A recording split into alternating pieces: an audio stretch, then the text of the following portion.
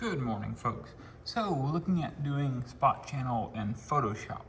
So I got my graphic here pulled up. So this is really fast. So I've imported my image, sized it to what I want.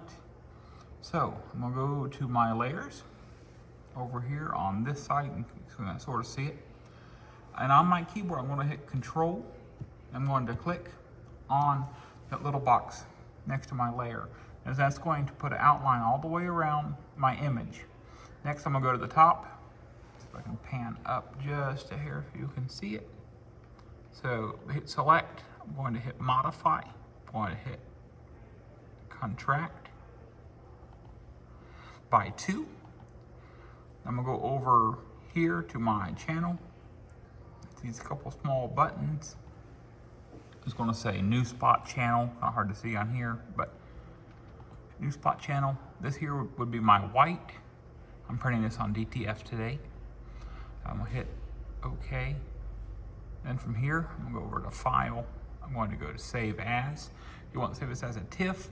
I got this name. We'll say, let's rename it as Tip Tyler. Save it to my PC. Go to my USB drive. And we're going to hit Save. OK and OK. Then from here, it'll be on my USB drive, and we'll go hook it to the J24 this morning. Okay, so I am back here at the J24, kind of going through how all this works. We're going to import my image. I have it as Tip Tyler over here on my drive. I have plugged into my computer. I'm going to open it. Then here, I think that's probably too massive for what I want. I'm going to size it down a little bit, make it just a hair more user-friendly. Then from here, I'm going to hit print. All my things are set. You can look at that. Print. I'm going to do Tip Tyler again, as it's going to transfer this over to the beta print. So this here is my REN. This is the rich software where I can make my final adjustments. I've been using spot channels. All this has already been preset for me. Go over here, the spot channel. This is what I'm working with right now. I'm fine with that. So now I'm gonna go over to my better print. I'm going to refresh my directory by right-clicking and then hitting refresh. It's loading still. I'm gonna hit refresh again, see if an image pops up, and it does. I'm gonna hit that until it pops up here a couple times. We're gonna hit print.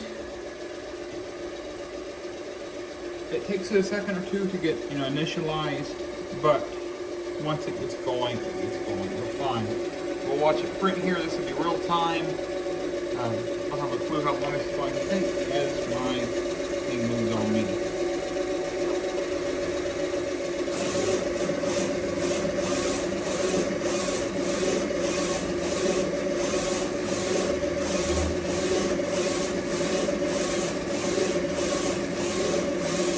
It's going to do weirdness just because of the way the file is laid out.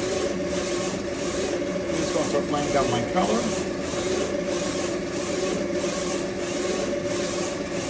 On top of the color, I'm going to start laying down my white.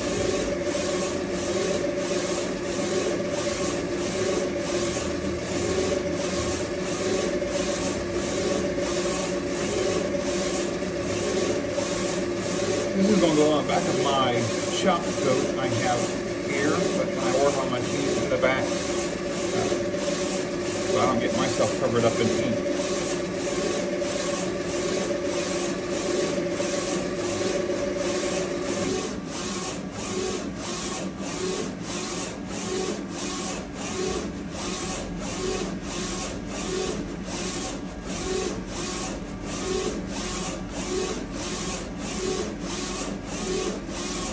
Pretty well done now. I'm going to go ahead and cancel because my print is done. Let me cut this off, and we'll go over to put it in the powder and bake it and go through those steps. All right, since I'm only doing just one little thing here, see it's still wet. I've not powdered it yet. Came out actually pretty good. I'm not going to hook up our big shaker oven. I'm actually going to use the oven and powder from our J24, which is that machine. So So I'm gonna go ahead and powder this really quick. With that, take it with the ink side up towards me, put it in the powder, and let it fall over it, pull it through, give it a good shake. Knock all the extra off. I'm gonna take it and lay it in this little bitty oven, put it in the middle. I have my temperature set at 155, it's still warming up a little bit at 150. I'm gonna let it cook for 71 seconds.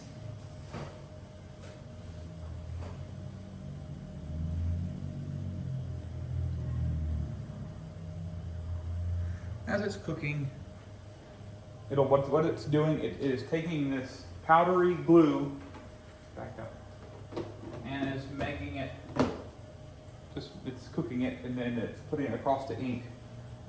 When it's done, well, we can look at it when it's done. It'll leave like a orange peel looking consistency. That tells me that it's done cooking, but you don't want to bake it too long, because then it will also burn and scorch the glue and the print. So it's kind of that working and getting your concept right.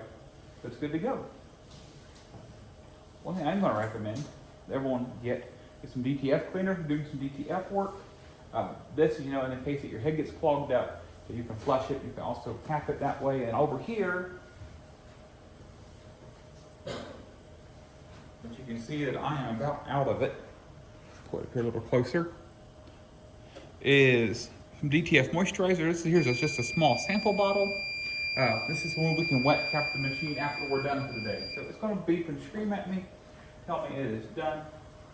I'm going to look at it, make sure there's no powdery looking stuff, make sure it looks like actually like an orange peel. I don't know if you can see this on there or not. It's going to have like a shine to it. Normally then I let it cool off just for a few seconds before I put it onto it. I'm not the best at video making, but hey, it's something better than nothing. So we'll go over here and we'll put it on my heat press. All right, so we are back at the heat press. Should be about heated up for me. It's about 130 degrees Celsius. So I'm going to take it, I'm going to lay it about where I want it to be. Probably somewhere in that ballpark. Be okay with me at least. Given it's just a work coat, not too concerned. It'll get nasty and gross as time progresses. So I'm going to take our heat press, push it down. The countdown will begin for 30 seconds. Myself, I normally do it, a little longer than that, but I can show you how that process works. All this is now doing is taking and kind of reheating that glue again, so it'll bond to the back of this coat. This here's like this here actually is a rated fireproof work smock. So we can see actually how well it adheres to this material. I've done my patch on my breast pocket. Normally, I'm going to go over it one more time, just for a few more seconds. Make sure it's good and baked on. What it's going to do though is going to take that glue and put the glue into the fibers of the material. And then that's probably sufficient. This is my last one for the day. I'm going to go ahead and turn my power off. I don't need it no more. I'm going to let it cool just for a few seconds. Some people pull it right off. I don't recommend that, just for the fact that the colder it is, usually the better that this paper pulls off of it. You can see already, I can get zoomed in here a little bit or bring it closer. There you go. How it already picked up here. That's when I pulled it up the first time. It actually adhered really well. So for the big reveal, the cool thing about this, if say it would pick up with me, I could just lay the film back down, push it again. So now we have this. Put this aside. Now let's look at it. So here we have it. Adhered to my thing with in like flint. We're good to go. Wear it and be ready to rock and roll. So hey, only a few minutes, we got full smock labeled, ready to rock and roll. Show the other one too, really quick. I pulled off an old label. This was a second hand. So I went ahead and pressed on Jay's printers. Hey, any questions? Reach out. Be happy to help.